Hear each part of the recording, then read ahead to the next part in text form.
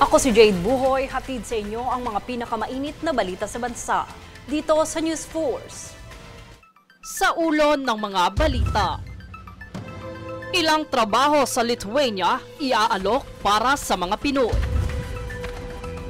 Absolute Divorce Bill muling inihain sa Kamara ng 4-piece party list. Senador Ping Lacson iminungkahing pagbawalan ang mga menor de edad na gumamit ng social media. Magna Carta for Barangay Health Workers sisiguraduhin ang pagpapatupad ng benepisyo ayon kay Tingog Party List Representative Asidre. PCTO nananawagan ng veto sa Konektadong Pinoy Act dahil sa banta sa seguridad at teknolohiya. Lea Salonga makakatanggap ng Walk of Fame star sa Hollywood. Patas at pantay na balita, komprehensibong ulat para sa pulso ng masa. Ito ang News Force. Inanunsyo ng Department of Migrant Workers o DMW na mag-aalok ang ilang mga trabaho sa bansang Lithuania para sa mga Pilipino. Anila'y sinasayos na lamang ng Lithuanian authorities ang mga hakbang sa pag-hire ng mga Pilipinong manggagawa sa sektor ng healthcare, maritime transportation, construction at food services. Ngayong taon lamang nangangailangan ang nasabing bansa ng nasa 25,000 highly skilled workers. Muling naghain si 4-piece Party List Representative JC Abalos ng panukalang batas para sa Absolute Divorce Bill na posibleng alternatibong paraan para ipawalang bisa ang isang kasal. Aniya, mahalaga man respetuhin ang diverse religious belief sa bansa, wala umanong individual ang dapat pagkaitan ng karapatang piliin ng divorce. Ang panukalang ito ay naglalayong pangalagaan din ang kapakanan ng mga bata at protektahan ang lahat laban sa mapang-abusong relasyon.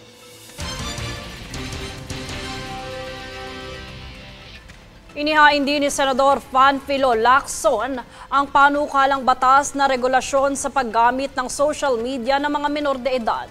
Dahil aniya, base sa pag-aaral, lumalabas ang labis na exposure sa social media ay naiuugnay sa mga issue sa mental health. Sa ilalim ng panukala ng senador, binanggit nitong sa isiniwalat ng United Nations Children's Fund o UNICEF, ang mga Pilipinong menor de edad ay naging vulnerable sa cyberbullying, body image pressure at online harassment.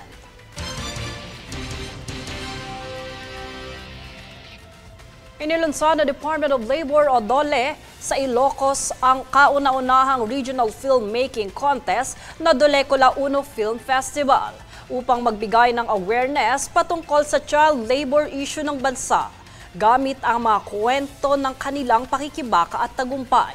Mayroon nitong dalawang kategorya, pakikibaka at tagumpay. Dinaluhan ang festival ng mga DOLE employees at beneficiaries galing sa Government Internship Program at Tulong Panghanap Buhay sa ating Disadvantaged Displaced Workers o TUPAD Program. Ayon kay DOLE Assistant Regional Director Honorina Baga, ang layunin ng contest ay maipakita ang realidad na kinakaharap ng mga child laborers sa kasalukuyan. Isinagawa ng Bureau of Customs o BOC ang boarding formalities ng mga tauhan ng Customs Corimao Operation Division sa merchant vessel na MV Wang An sa Corimao Port, Ilocos Norte. Layunin ng inspeksyong ito ang pagbabantay laban sa posibleng pagpasok ng mga kontrabando at iba pang iligal na kalakal. Ayon sa ulat, ang barko ay may dalang 21,000 metric tons ng imported na semento para ibaba sa nasabing pantalan.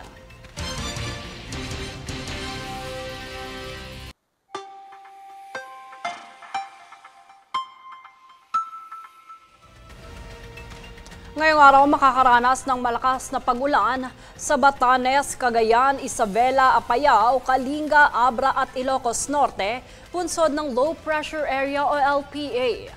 Makakaranas rin ng panaka-naka ngunit malakas na pag-ulan sa Metro Manila, Pangasinan, Zambales, Bataan, Cavite, Batangas at Occidental Mindoro, bunsod naman ng hanging habagat. Ang LPA ay maaari pa rin maging isang tropical cyclone sa katapusan ng linggo, bago ito lumabas sa Philippine Area of Responsibility ayon sa Pag-asa.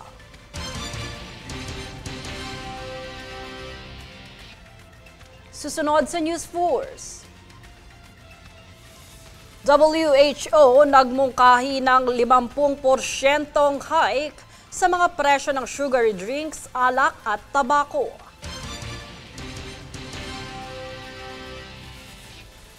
PCTO nananawagan ng veto sa Konektadong Pinoy Act dahil sa banta sa seguridad at teknolohiya.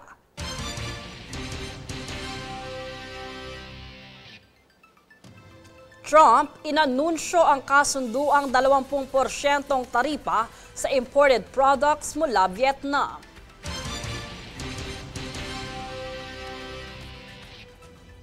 Manatiling nakatutok para sa higit pang mga balita sa News Force.